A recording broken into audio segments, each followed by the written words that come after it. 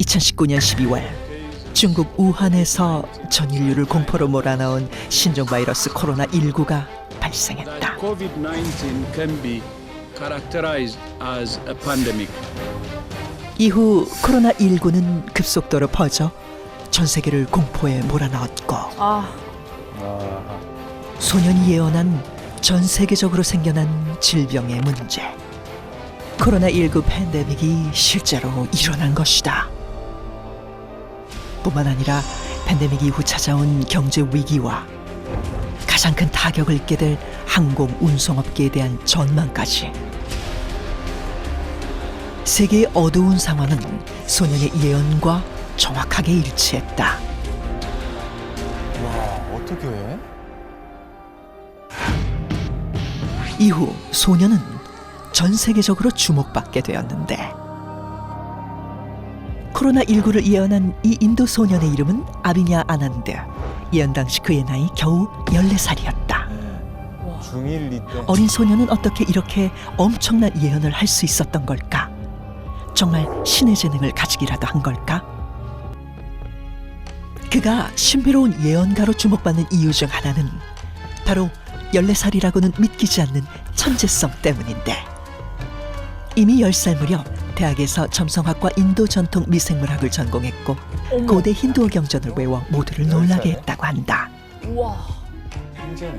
게다가 전 세계 최연소 점성가인 그는 태양계 행성을 기초로 한 점성학으로 미래에 벌어질 사건들을 예언하고 있었는데, Jupiter and Saturn, whenever they get conjunct, they have been shown to be causing mass disaster and danger and a lot of trouble also. So this time is 2020, December 21st and also December 20th.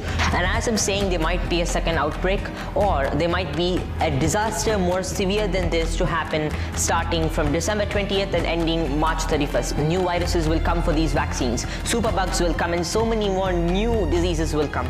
목성과 토성이 일렬로 나란히 설 것을 예측하며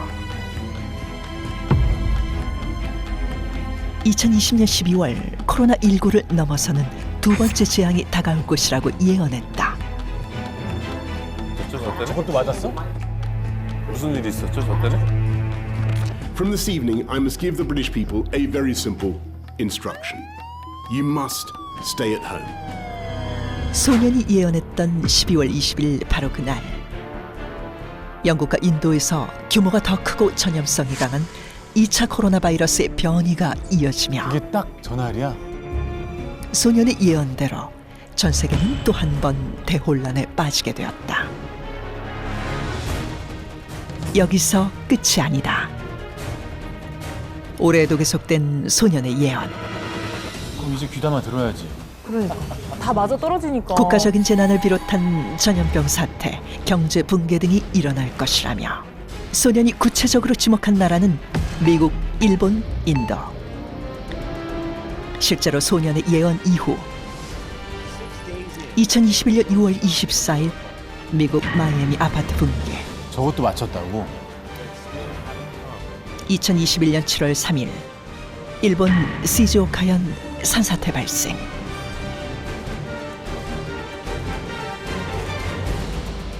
코로나와 검은 곰팡이증까지 더해져 최악의 시기를 맞이한 인도의 상황까지 정확히 적중했다. 코로나19를 예언하며 전 세계 화제의 한가운데 서 있는 천재 예언가 아비냐 아난드. 소년은 정말 미래를 내다보는 신비한 능력을 가진 것일까? 아니면 이 모든 것은 그저 우연의 일치였을까? 인도의 천재 예언가 아비냐 아난드. 자, 21세기의 노스트라다무스, 요즘 가장 핫한 예언가죠. 네. 자, 이 소년이 새로운 예언을 할 때마다 전 세계 이목이 집중되고 있습니다. 영상이 혹하게 만드는 영상. 너무 혹하는데요. 이게 애매하고 모호한 부분이 많은 그런 예언이라고 볼 수가 있는데요. 실제로 이렇기 때문에 이걸 가지고 미국 스탠퍼드 대학교의 한 교수가 진행한 실험이 있는데 네. 같이 한번 보시죠.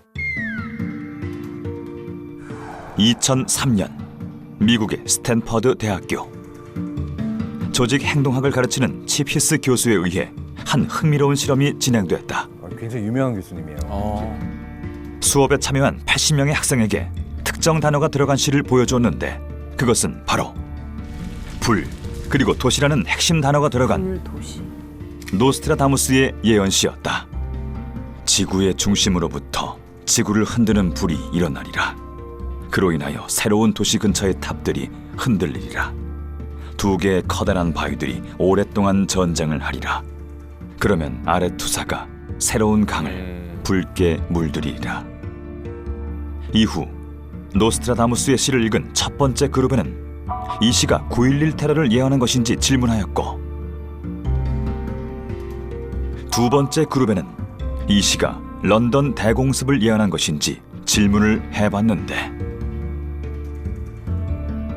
같은 시를 읽고 서로 다른 질문을 받은 두 그룹의 학생들은 과연 어떻게 대답했을까?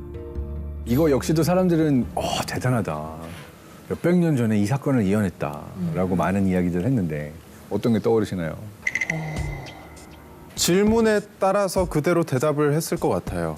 그러니까 뭐 9.11이었을 것 같나요? 하면 너무 정확하게 맞아떨어지네요. 그리고 런던이었을까요? 하면 런던이네요. 그러니까 그냥 해석한 사람이 그 대답을 그냥 내려주는 거잖아요. 이런 거 아닐까요? 하면 맞는 것 같아 하고 약간 현혹되는? 아니, 그리고 저게 딱 그러지 무슨 않았을까? 뭐 어디서 몇 날 며칠 뭐 위치 장소 이렇게 딱 디테일하게 나와 있는 게 아니라 시적으로 표현을 한 거잖아요. 그렇죠. 그게 너무 어려운 것 같아. 해석하는 사람에 따라 다른. 이 질문에 대해서 학생들이 어떻게 대답했는지 한번 답을 보도록 하겠습니다. 네.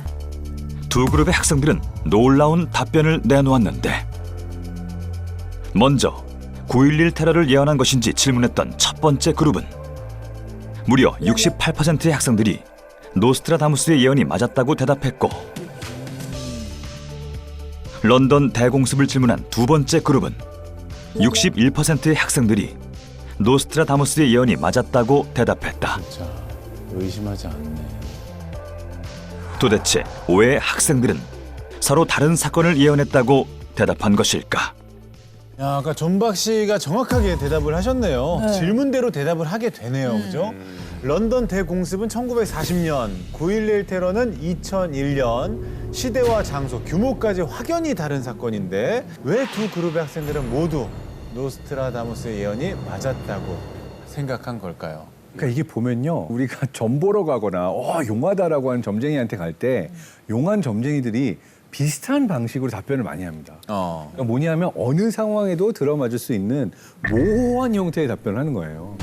Countries most susceptible to another wave of COVID-19 within this time frame, June 20th, 2021 to November 20th, 2021, November 21st, 2021, are going to be the UK, most of Europe, and several other countries which are boasting about their vaccination efforts, a lot more. USA and India also might be susceptible to another third wave, so we also need to be careful here.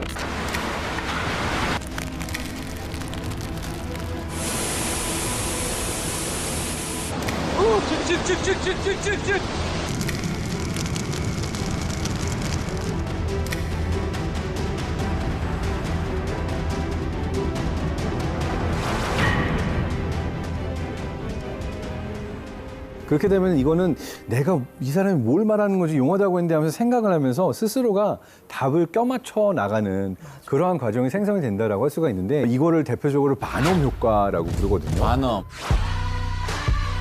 시대의 사기꾼으로 알려져 있는 PT 반엄 같은 경우가 이런 식으로 누가 들어도 옥할 수밖에 없는 형태로 이야기를 했을 때 사람들이 내 이야기야라고 알게 돼서 그래서 그 이름으로부터 나온 건데, 그렇게 애매하고 되게 일반화된 말들을 늘어놓으면 사람들은 이거는 내 상황인 것 같아, 이건 이거 같아라고 보이지 않는 부분들은 스스로가 상상해서 맞춰 나갑니다.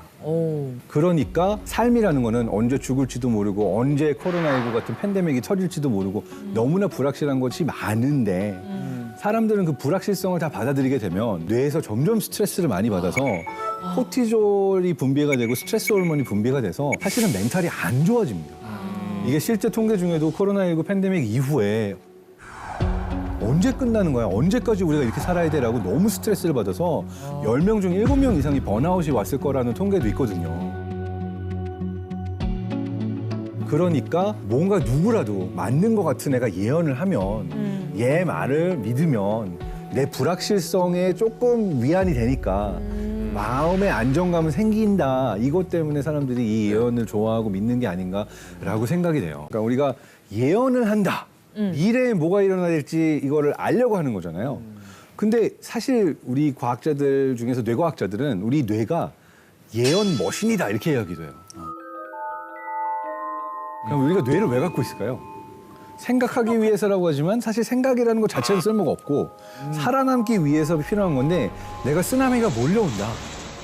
얘는 보고 아 저렇게 몰려오면 죽을 수 있겠구나라고 해서 내가 도망칠 수 있는 거죠. 그러니까 단 몇 초라도 뇌는 일어나지 않은 일에 대해서 쓰나미가 몰려오면 내가 도망가야 되겠다라고 예언을 하는, 그러니까 예측을 하는 머신인 거예요. 미래를 계속 생각을 한다. 그렇죠. 근데 어떻게 보면 진화의 과정이 어떻게 가능해졌냐라고 하면 빅데이터 때문이라고 할 수가 있는 거예요. 네. 많은 경험이 쌓여서. 네, 그러니까 미래를 예측하기 위해서는 과거를 알아야 돼요.